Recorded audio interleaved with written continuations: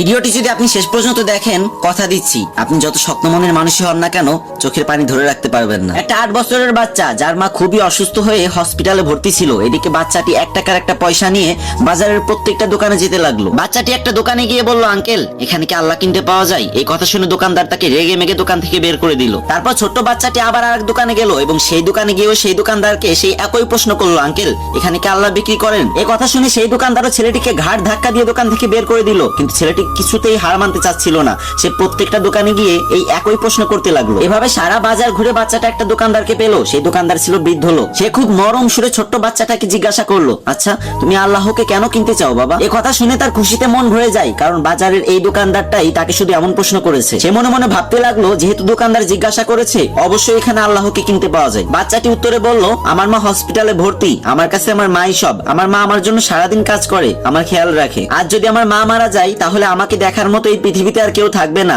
Doctor বলেছে একমাত্র আল্লাহ তাআলাই তোর মাকে বাঁচাতে পারে, তোর মার শ্বাস ফেরাতে পারে। আপনার এখানে তো নিশ্চয়ই আল্লাহকে কিনতে পাওয়া যায়, তাই না? যাকে দিয়ে আমি আমার মাকে বাঁচাবো। তখন দোকানদার বলল, হ্যাঁ অবশ্যই এখানে আল্লাহ পাওয়া যায়, কিন্তু তোমার কাছে কত টাকা আছে? তুমি আল্লাহকে কিনতে পারবে? তখন বাচ্চাটি খুশি হয়ে বলল, এই তো আমার কাছে 1 টাকা আছে। তখন দোকানদার বাচ্চাটির হাত থেকে 1 টাকার পয়সাটা নিয়ে বলল, আরে আমার এখানে তো 1 টাকা দিয়ে আল্লাহকে পাওয়া যায়। দোকানদার ছেলেটিকে 1 বোতল পানি দিয়ে বলল, এটা আল্লাহর দেয়া পবিত্র পানি, এটা তুমি তোমার মাকে খাওয়াবে, দেখবে তোমার মা একদম সুস্থ হয়ে যাবে। কিন্তু এতটুকু পানিতে যদি না হয়, তাহলে আমি পরবর্তীতে এর থেকে অনেক বেশি পানি পাঠিয়ে দেব। আচ্ছা তুমি কি আমাকে হসপিটালের ঠিকানাটা বলতে পারবে? বাচ্চাটা খুব খুশি হয়ে হসপিটালের নাম আর ঠিকানাটা দোকানদারকে দিয়ে দিল। পরদিন বাচ্চাটির মাকে আইসিইউতে ভর্তি করা হলো। 7 দিন পরে বাচ্চাটির মা একদম সুস্থ হয়ে গেল। কিন্তু হসপিটালের বিল দেখে তার চোখে পানি চলে আসলো, কারণ এত টাকা দেওয়ার মতো সামর্থ্য সেই গরিব মায়ের ছিল না। তখন একটা স্টাফ এসে তাকে বলল, আপনি চিন্তা করবেন না, আপনার বিল তো একজন বয়স্ক লোক দিয়ে গেছে, সাথে একটা চিঠিও দিয়ে গেছে। চিঠিতে লেখা ছিল, আমাকে খুঁজে ধন্যবাদ দেওয়ার কোনো প্রয়োজন নেই, যদি ধন্যবাদ দিতেই হয় তাহলে আপনার ওই অবুঝ বাচ্চাটাকে দেন, যে কিনা 1 টাকা দিয়ে মাকে বাঁচানোর জন্য